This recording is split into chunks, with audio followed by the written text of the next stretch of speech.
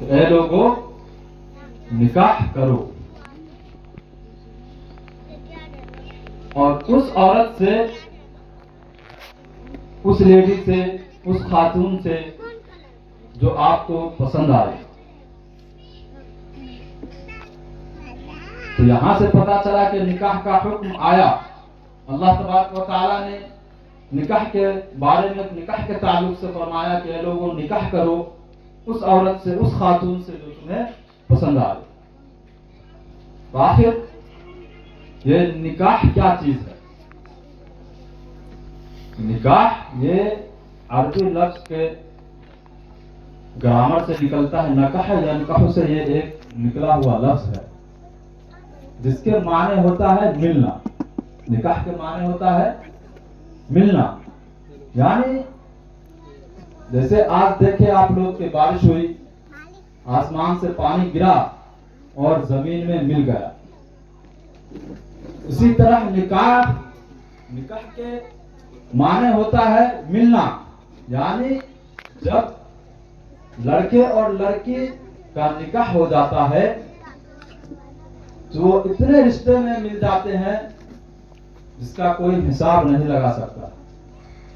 अभी तक ये लड़की किसी की बेटी थी, लेकिन वो ऐसे रिश्ते में बने कि आप किसी की बहू हो जाएगी। इसी तरह लड़का किसी का बेटा ही था और वो किसी का दामाद बन जाएगा।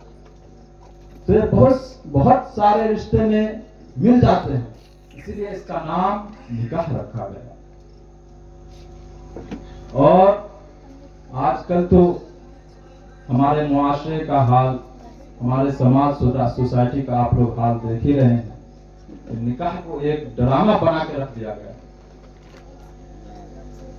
मुझे कहने दिया जाए कि निकाह कोई ड्रामा नहीं है, कोई नाटक नहीं है।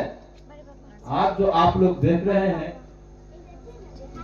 कि शादी के नाम पे ऐसे ऐसे रस्में निकाल दी गई हैं जिसका कहीं से कोई सबूत नहीं है।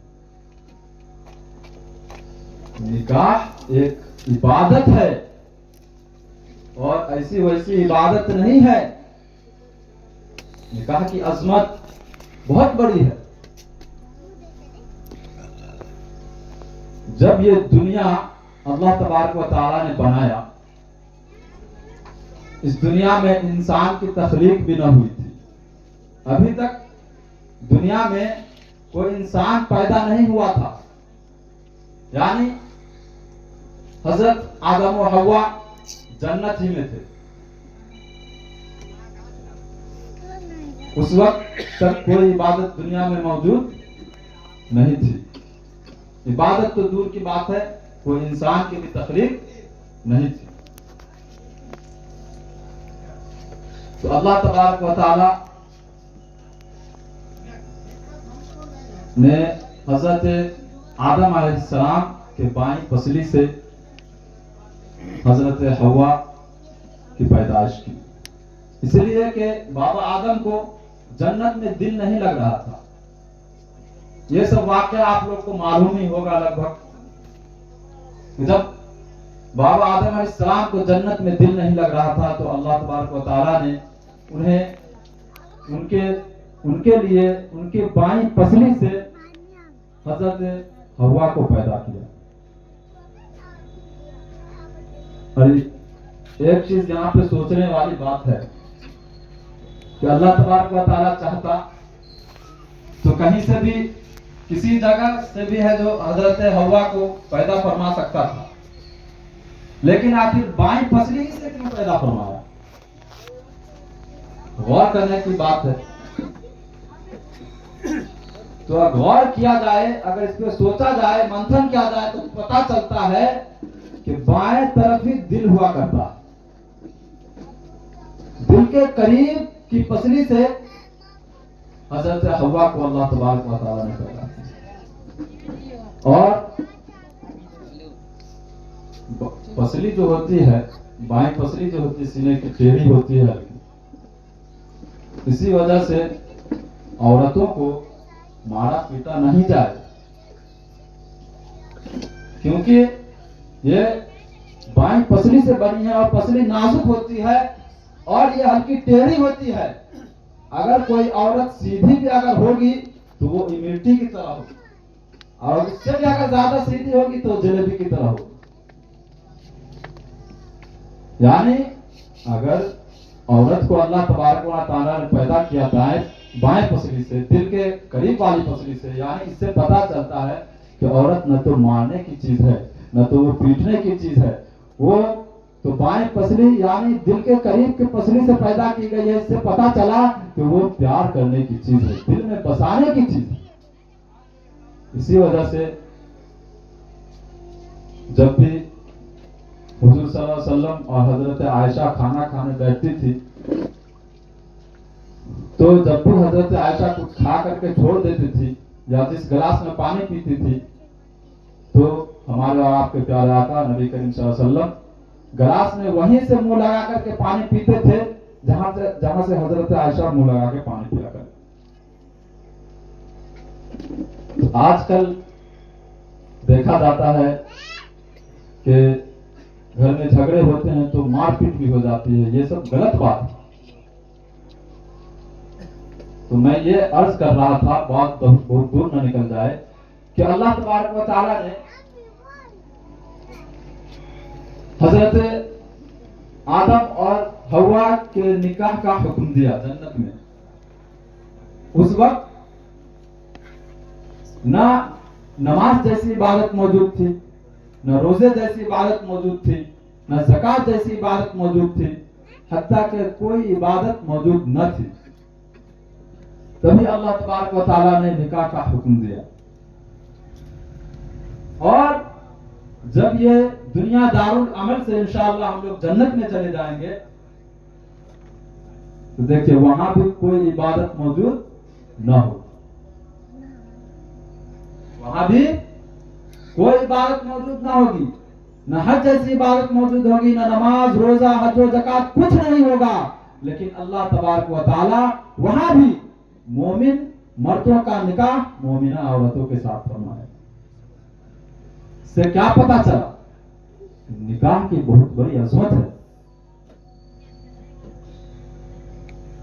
और रही बात कि कोई इंसान कोई इबादत करता है तो किसी इबादत पे सवाब की बशारत है, किसी इबादत पे उसके गुनाहों की बख्शिश की बशारत है, किसी इबादत पे अल्लाह तबारक व तआला उसको खुद अपने हाथों से अजर देगा। लेकिन निकाह एक ऐसी इबादत है जिसके बारे में हमारे और आपके प्यारे आका नबी करीम सल्लल्लाहु अलैहि वसल्लम ने इरशाद फरमाया कि जिसने निकाह किया उसका आधा ईमान महफूज हो गया। सुभान अल्लाह। और वो आधा ईमान के बारे में अल्लाह तबारक व तआला से डरता है।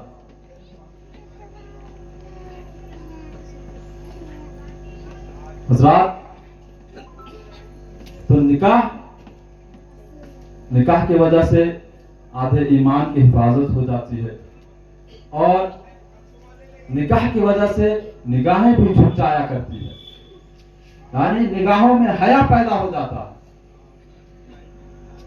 और फकीह अबू लैथ समरकंदी लिखते हैं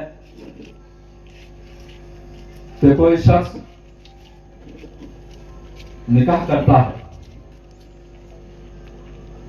और दिल में यह इरादा करता है कि आका करीम सल्लल्लाहु अलैहि वसल्लम की उम्मती में इजाफा हो, और जब जाकर के उसे अल्लाह तबारक व तआला कोई औलाद अता करता है, तो जब तक उसकी औलाद इस दुनिया में रहती है, उस औलाद की हर एक सांस के बदले अल्लाह तबारक व तआला उसको 70 साल इबादत करने का सवाब अता करता है। सुभान अल्लाह। 70 साल इबादत करने का सवाब। अब जरा गौर करें, इंसान एक वक्त में 1 मिनट में कितनी बार सांस लेता? तो 70 साल इबादत करने का सवाब उसको मिलता रहेगा, सिर्फ दिल में ये इरादा करे कि उम्मत मोहम्मदिया में इजाफा हो।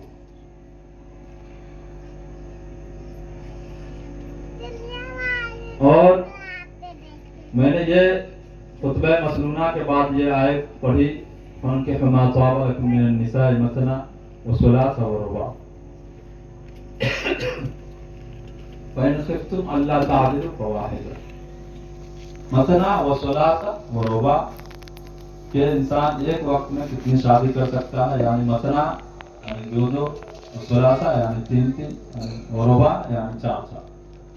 फ़इन ख़िफ़्तुम अल्ला तादिलु फ़वाहिदा, अगर इन बीवियों के दरमियान अगर इंसाफ न कर सके लोग, तो उसको चाहिए दे रहे एक ही दे रहे दे रहे दे रहे। एक बार नबी करीम सल्लल्लाहु अलैहि वसल्लम के बारगाह में एक सहाबी रसूल तशरीफ लाते हैं,